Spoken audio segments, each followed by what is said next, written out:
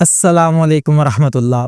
اعوذ باللہ من الشیطان الرجیم، بسم اللہ الرحمن الرحیم۔ آج کی آیت سورۃ الفاتحہ، آیت نمبر 2۔ اللہ سبحانہ و تعالیٰ نے ارشاد فرمایا الرحمن الرحیم، یعنی بڑا مہربان، نہایت رحم کرنے والا ہے۔ اللہ سبحانہ و تعالیٰ کی معرفت کا دروازہ رب العالمین سے کھلا تو دل پر ہیبت اور جلال کا غلبہ ہوا، لیکن اس کے ساتھ فوراً یہ اعلان بھی کہ وہ الرحمن الرحیم ہے۔ گویا دل کو سہارا دیا گیا کہ جس کی ربوبیت سب جہانوں پر محیط ہے، وہی سراپائے رحمت بھی ہے۔ الرحمن کا مطلب ہے ایک ایسی رحمت جو ٹھاٹھے مارتے ہوئے سمندر کی مانند ہے، چہار سمت پھیلتی ہوئی، ہر ایک کو گھیر لینے والی۔ اور الرحیم وہ رحمت ہے جو کبھی منقطع نہ ہو، ہمیشہ بہتی ندی کی طرح رواں دواں ہے۔ انسانی زندگی انہی دو کیفیتوں کے بیچ پروان چڑھتی ہے، خوف اور امید۔ خوف دل کو قابو میں رکھتا ہے کہ وہ سرکشی نہ کرے، اور امید انسان کے وجود میں حوصلہ بھرتی ہے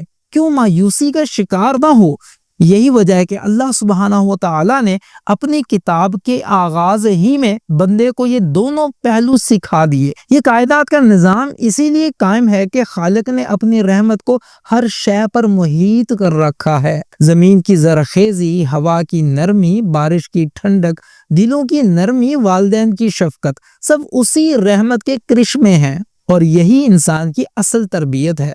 جب وہ اپنے رب کو سراپائے رحمت پاتا ہے تو خود بھی دوسروں پر مہربان ہوتا ہے۔ بندے کا ایمان ادھورا ہے جب تک وہ اللہ سبحانہ و تعالیٰ کی رحمت کا چراغ اپنے رویوں میں روشن نہ کرے۔ شکر گزاری کی عادت ڈالیے۔ معاشی دباؤ یا بے یقینی کے باوجود روزانہ 3 نعمتیں یاد کریں: صحت، روزی، سکون، اور الحمدللہ کہیں، اور ساتھ میں محسوس کریں۔